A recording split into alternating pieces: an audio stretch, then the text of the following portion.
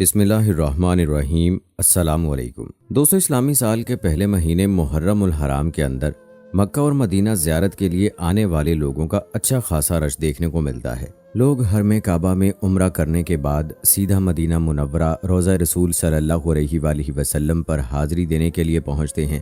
اس محرم الحرام کے اندر بھی سب کچھ نارمل چل رہا تھا کہ اچانک سے مسجد نبوی میں روضہ رسول کی جالیوں کے سامنے ایک شخص نے اپنے فون کے کیمرے سے ایسا منظر ریکارڈ کیا جس نے دنیا بھر کے مسلمانوں کو حیرت اور پریشانی میں ڈال رکھا ہے۔ پیارے دوستو، دراصل ہوا کچھ یوں کہ روضہ رسول کی جالی کے اندر جہاں کسی بھی شخص کو جانے کی اجازت نہیں سوائے کسی بڑے سرکاری شخصیت یا کوئی عالمی لیڈر کے جنہیں سعودی حکومت اندر جانے کے لیے باقاعدہ اجازت نامہ دیتی ہے، ان سنہری جالیوں کے اندر سفید لباس میں ملبوس ایک پراسرار شخص کو دیکھا گیا جس نے سفید رنگ کا لباس پہن رکھا تھا، جیسا کہ آپ ویڈیو میں بھی دیکھ سکتے ہیں۔ دوستو، یہ ویڈیو سوشل میڈیا پر وائرل ہونا تھی کہ لوگ مختلف قسم کے اندازے لگانے لگے۔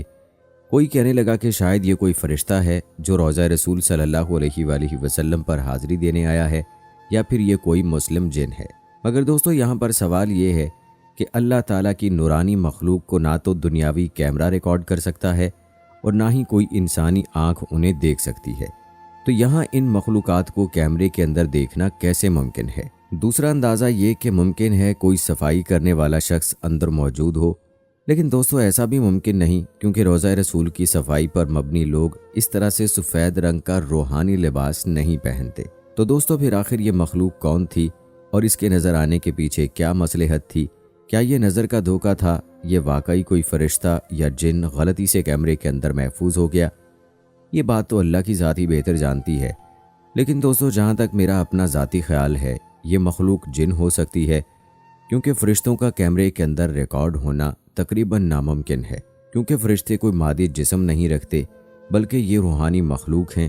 دوسری طرف جنات کا بھی کوئی فزیکل وجود نہیں ہوتا، لیکن یہ چاہیں تو اپنے وجود کو انسانوں کی طرح فزیکلی وجود میں بدل سکتے ہیں۔ پہلے دوستو، ہر وقت لامحدود فرشتوں کی جماعت نہ صرف روضہ رسول پر حاضری دیتی ہے بلکہ آپ کے امتیوں کا بھیجا ہوا سلام بھی پوری دنیا سے لا کر رسول اللہ صلی اللہ علیہ وآلہ وسلم تک پہنچاتی ہے۔ روضہ رسول کی ان جالیوں کے اندر رسول اللہ صلی اللہ علیہ وآلہ وسلم کی صرف قبر مبارک موجود نہیں ہے، بلکہ یہ حضرت عائشہ صدیقہ رضی اللہ تعالی عنہا کے گھر کے اندر موجود ہے، کیونکہ انبیاء کی قبریں وہیں پر بنائی جاتی ہیں جہاں پر ان کا وصال ہوتا ہے۔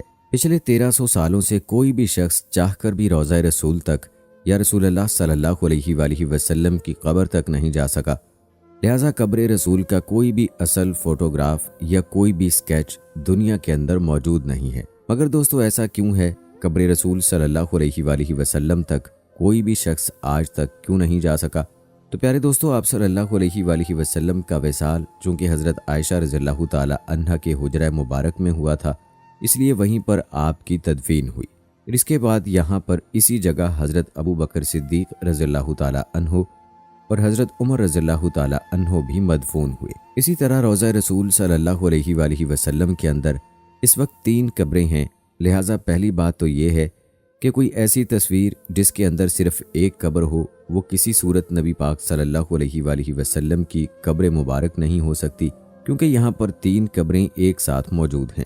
لیکن سچ یہ ہے کہ آپ صلی اللہ علیہ وآلہ وسلم کی قبر مبارک کی کوئی بھی تصویر دنیا میں اس وقت موجود نہیں ہے، اس لیے کیونکہ پچھلی 5 صدیوں سے یعنی کہ 500 سالوں سے کوئی ایک بھی شخص آپ صلی اللہ علیہ وآلہ وسلم کی قبر مبارک تک نہیں جا سکا، اور اس سے پہلے دنیا میں کوئی کیمرہ بھی موجود نہیں تھا کہ اس کی کوئی تصویر ہوتی۔ وہ حجرہ شریف جس میں رسول اللہ صلی اللہ علیہ وآلہ وسلم اور آپ صلی اللہ علیہ وآلہ وسلم کے 2 صحابہ حضرت ابو بکر صدیق رضی اللہ تعالی عنہ اور حضرت عمر رضی اللہ تعالی عنہ کی قبریں ہیں، اس کے گرد ایک 4 دیواری ہے۔ یہی نہیں بلکہ اس 4 دیواری سے جڑی ہوئی ایک اور دیوار ہے جو کہ 5 مزید دیواروں پر مشتمل ہے۔ یہ 5 کونوں والی دیوار حضرت عمر بن عبدالعزیز رحمۃ اللہ علیہ نے بنوائی تھی، اور اس کے 5 کونے رکھنے کا مقصد یہ تھا کہ یہ خانہ کعبہ جیسی نہ لگے۔ ان 5 دیواروں کے گرد ایک اور 5 دیواروں والی فصیل ہے، اور ان 5 کونوں والی فصیل پر ایک بڑا سا پردہ یا غلاف ڈالا گیا ہے، اور یہ سب دیواریں بغیر کسی دروازے کے ہیں، یعنی کسی شخص کے ان دیواروں کے اندر جانے کا کوئی امکان موجود ہی نہیں ہے۔ और रोज़ा रसूल सल्लल्लाहु अलैहि वआलिहि वसल्लम के अंदर से ज़ियारत करने वाले लोग भी इन 5 कोनों वाली दीवार पर पड़े हुए पर्दे तक ही जा सकते हैं। दोस्तों, रोज़ा रसूल सल्लल्लाहु अलैहि वआलिहि वसल्लम पर सलाम अर्ज करने वाले ज़ायरीन जब सुनहरी जालियों के सामने खड़े होते हैं तो जालियों के सुराख से उन्हें बस वो पर्दा ही नज़र आ सकता है जो कि हुजरा शरीफ की 5 दीवारों पर पड़ा हुआ है। इस तरह सलाम पेश करने वाले ज़ायरीन और आप सल्लल्लाहु अलैहि वआलिहि वसल्लम की कब्र मुबारक के दरमियान सिर्फ चंद गज का फासला होता है, लेकिन इन्हीं चंद गज फासले के दरमियान तकरीबन 4 दीवारें बनी हुई हैं। एक सुनहरी जालियों वाली दीवार, दूसरी 5 कोनों वाली दीवार और तीसरी वो 4 दीवारी जो कि आपके असल हुजरे या आपके घर की दीवार थी, जहां तक पिछले 1300 सालों से कोई नहीं जा सका सिवाय 2 मौके के। एक बार सन 51 हिजरी के अंदर हज़रत उमर बिन अब्दुल अजीज़ रहमतुल्लाह अलैह के दौर में उनका ग़ुलाम, और दूसरी बार सन 881 हिजरी के अंदर मारूफ मौरख अलामा समूदी के बयान के मुताबिक वो खुद गए। नूरुद्दीन जंगी रहमतुल्लाह अलैह के दौर में जब कुछ यहूदियों ने सुरंग खोदकर आप सल्लल्लाहु अलैहि वआलिहि वसल्लम के जिस्म मुबारक को चुराने की कोशिश की, तब आपने जो सीसा पेलाई दीवार बनाई थी वो ज़मीनी थी, यानी कब्र के नीचे थी, ना कि उसके आसपास, तकरीबन 200 फीट नीचे, और जो वाकई में पाँव नज़र आया था वो भी सुरंग के ज़रिए ही नज़र आया था, ना कि कब्र मुबारक की तरफ से।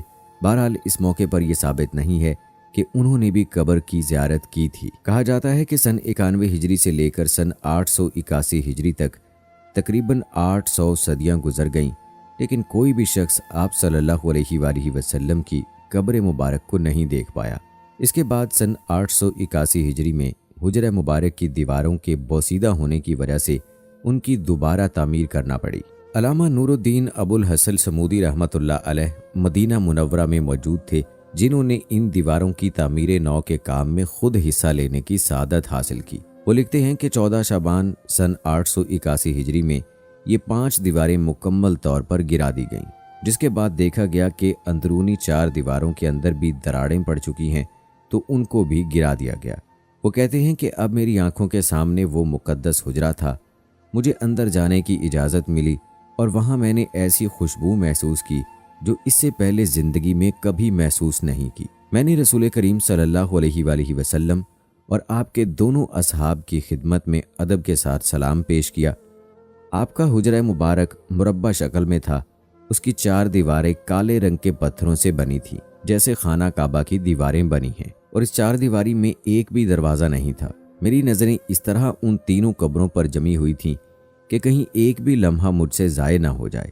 तीनों कब्रें सतह ज़मीन के बिल्कुल बराबर थीं, सिर्फ एक जगह थोड़ा सा उभार था, शायद ही हज़रत उमर रज़ियल्लाहु ताला अन्हु की कब्र मुबारक थी। कब्रों पर आम मट्टी पड़ी हुई थी।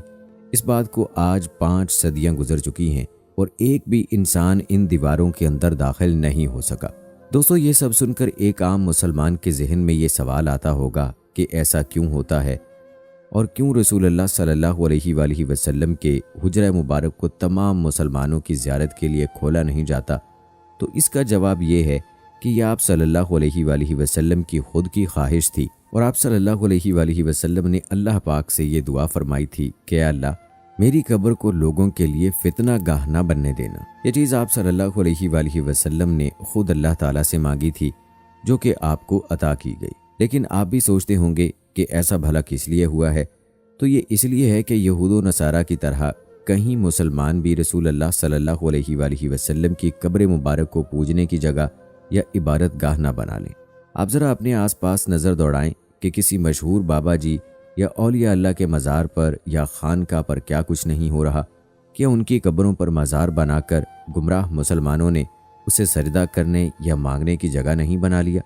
तो सोचेंगे नबी पाक सल्लल्लाहु अलैहि वआलिहि वसल्लम, जिनका रुतबा तमाम मुसलमानों और नबियों से अफजल है, आप सल्लल्लाहु अलैहि वआलिहि वसल्लम की कब्र मुबारक को अगर आम मुसलमानों के लिए खोल दिया जाता तो क्या ये सजदा गाह या गुमराह लोगों के लिए इबादत की जगह ना बन चुकी होती? इसलिए आप सल्लल्लाहु अलैहि वआलिहि वसल्लम ये बात पहले से ही जानते थे, जिसकी हिकमत हमें आज समझ आती है। दोस्तों, उम्मीद करते हैं कि हमारी आज की ये वीडियो आपको पसंद आई होगी। अपनी राय का इजहार कमेंट बॉक्स में लाजमी कीजिएगा। मुझे अगली वीडियो तक इजाज़त दें। फ़ी अमान अल्लाह।